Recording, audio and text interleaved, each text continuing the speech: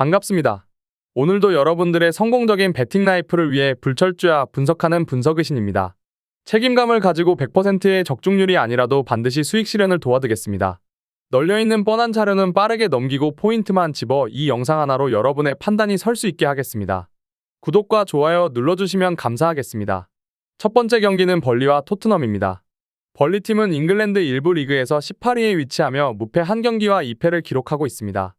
향후 토트넘과의 경기에서는 주전 멤버들이 모두 출전할 것으로 예상되고 이로 인해 토트넘의 중원을 상대하는 것이 골머리를 앓을 가능성이 높습니다. 이전에는 맨시티와의 경기에서 중원을 장악하지 못한 경험이 있어 초보 감독인 콤파니가 적절한 대응을 해내기가 어려울 수 있습니다. 토트넘의 매디슨이 미드필더로 내려오면서 수적 우위를 가질 수 있고 개인 기량으로 공격을 주도하는 비수마 역시 벌리 입장에서는 큰 골칫거리가 될 것입니다. 내일 경기에서 오바페미, 자루리 베이에르, 추리노프는 경기에 출전하지 않습니다. 토트넘 팀은 잉글랜드 1부 리그에서 2위에 위치하며 패무 2경기와 승리 1경기를 기록하고 있습니다. 리그컵에서는 백업 멤버들의 비중을 늘려 실패를 경험한 적이 있습니다.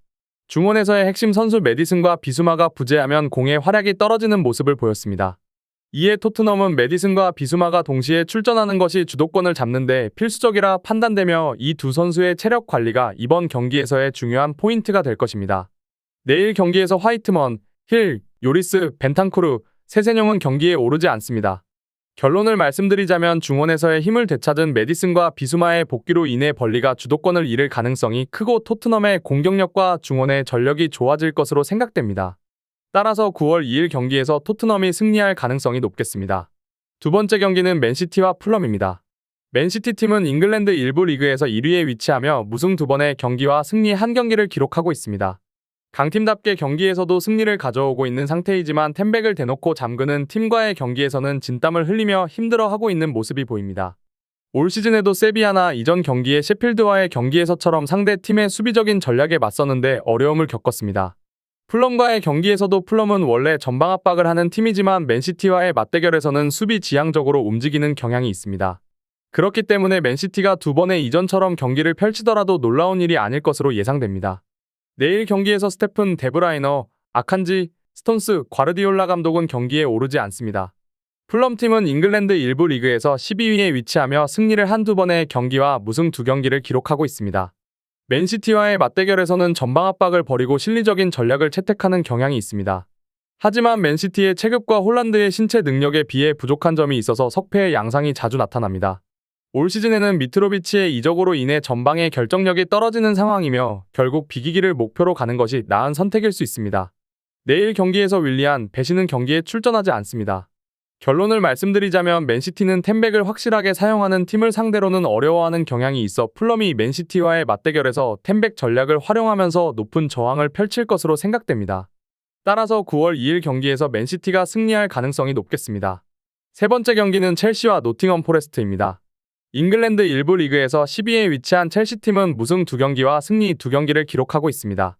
근래 2번의 경기에서 상대팀이 루튼타운과 윈블던으로 약한 팀들이었지만 포체티노 감독의 지휘 아래 공격력이 강화되고 있으며 전술적인 조정이 신속하다는 긍정적인 측면을 보여주고 있습니다. 그렇지만 노팅엄의 특성상 극단적인 수비 라인을 구성할 가능성이 높기 때문에 그 수비를 뚫고 들어가는데 어려움을 겪을 수 있고 이에 대비해 개인 기량을 활용하여 상대를 뚫어내는 노력이 필요할 것으로 생각됩니다. 이에 앞서 루튼타운전에서 상대를 부순 라임 스털링의 역할이 잘 느껴질 것으로 기대됩니다. 내일 경기에 브로야, 바디아실, 은쿤쿠, 베티넬리, 찰로바, 포파나, 제임스, 추쿠에메카, 무드릭은 출전하지 않습니다. 잉글랜드 1부 리그에서 14위에 위치한 노팅엄 팀은 무승 2번의 경기와 승리 1번의 경기를 기록하고 있습니다. 감독의 성향상 강력한 팀을 만나 점유율을 높이는 전술을 사용하며 극단적인 수비 라인을 구성하는 경향이 있습니다. 노팅엄은 첼시와의 맞대결에서도 중앙에서의 맞불을 피하고 극단적으로 역습을 활용할 것입니다. 하지만 첼시의 3백과 중원이 상당한 안정감을 보이고 있기 때문에 이러한 전술적인 선택이 노팅엄에게는 도전적일 수 있습니다. 내일 경기에서 펠리페, 헤네시, 비앙코네, 맥케나, 망갈라, 워렐은 오르지 않습니다. 결론을 말씀드리자면 첼시는 계속해서 상승세를 보이며 포체티노 감독의 전략에 따라 중앙에서의 안정성과 빠른 변화를 보여주고 있습니다.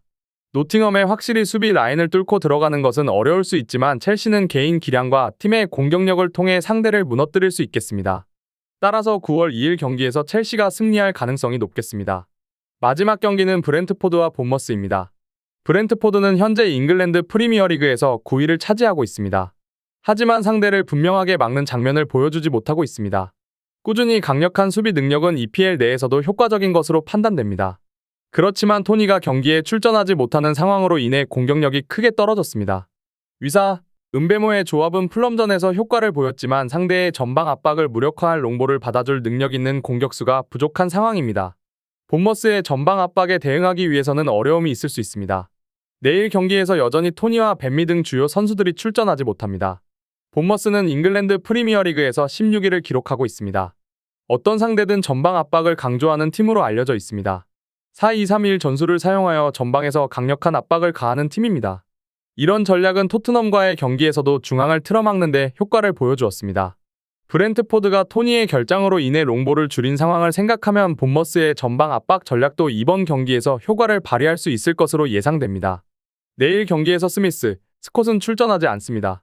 결론을 말씀드리자면 브렌트포드는 홈에서 강한 모습을 보이고 있으며 수비력은 항상 훌륭합니다.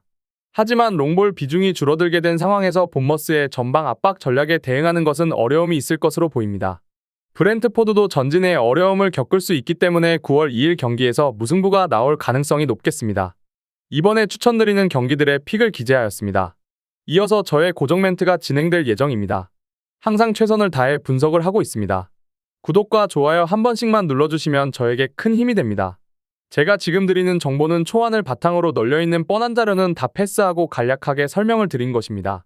추가적인 조합을 원하신다면 구독과 좋아요를 눌러주시면 감사하겠습니다. 더 다양한 경기에 대한 세부적인 분석과 결과를 궁금하시다면 영상 하단에 고정 댓글을 확인해주세요. 여러분이 건전한 스포츠 문화를 즐기실 수 있도록 항상 최선을 다하도록 하겠습니다. 시청해주셔서 감사합니다.